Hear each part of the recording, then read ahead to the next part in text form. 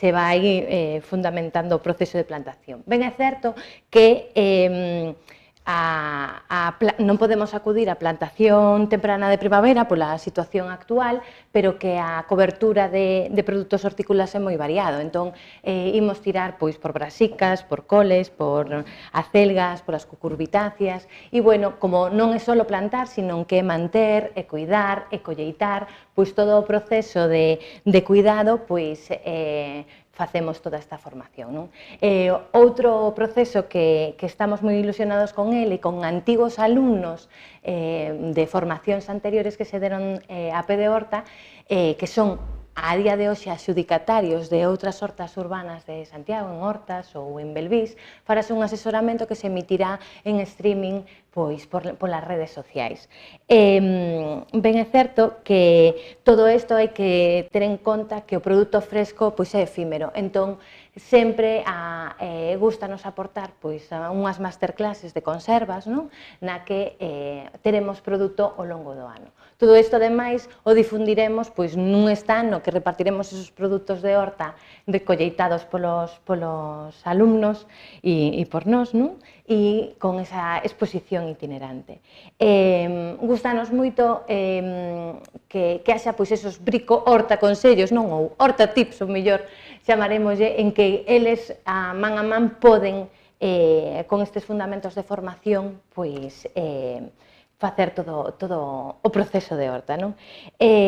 Si que temos moi en conta a sostibilidade dos produtos de horta, pero a seguridade.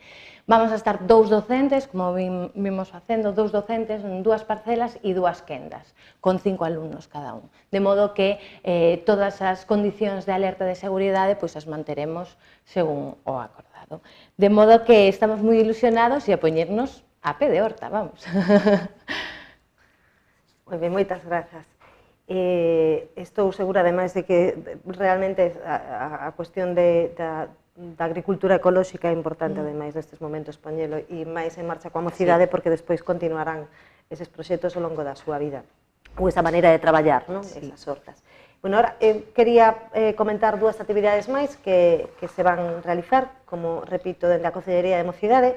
Un é ese cine ao aire libre, que terá lugar xa en breve, porque empezaremos o día 1 de xullo, serán 3 días en xullo, todas as proxeccións serán ás 10:30 na Praza da Alameda, exactamente xusto ao lado das escaleiras que están ao lado da Escola Infantil, por baixo da Escola Infantil. En caso de chuvia, obviamente, teremos que anulalas, pero contamos con que non teremos problemas. As películas elixidas foron escollidas polos usuarios e usuarias das redes sociais do Departamento de Mocidade. Se lles propuxo un panel de filmes e ao final escolleron 3. Empezamos o día 1 de xuño coa película Call Me By Your Name. O día 8 de xullo proxectarase a película Malditos Bastardos e o día 15 La Chica Danesa. Esas serán as películas. Por suposto, agardaremos tamén todas as medidas de seguridade oportunas e, ademais, confiaremos en que o clima acompañe, que non teñamos que ter absolutamente ningún problema. E animamos a todo o mundo a que asista, obviamente.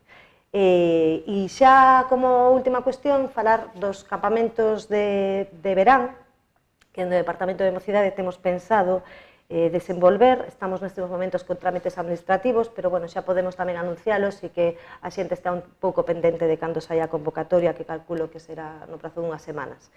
Neste caso, ofertamos 40 prazas para mozos e mozas de entre 14 e 17 anos. Contamos cunha quenda a finais na última semana de xullo, que será en Oleiros, con actividades náuticas. Despois haberá outra quenda entre o 3 e o 7 de agosto en San Xoán de Río, en Tribes, e que terá un carácter, unha temática con actividades de astronomía, e xa está, e eran esas 2. O prazo de inscripción empezará, como digo, nunhas semanas ou mellor, no prazo aínda non está por perfilar, dependemos deses trámites administrativos, xa estaremos informados, pero se alguén quere máis información, de novo pode acudir a ese correo electrónico dpto xuventude@santiagodecompostela.gal.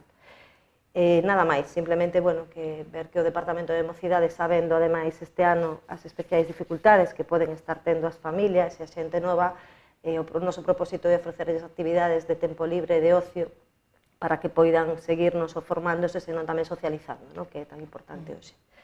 E nada máis, non sei se hai algunha pregunta.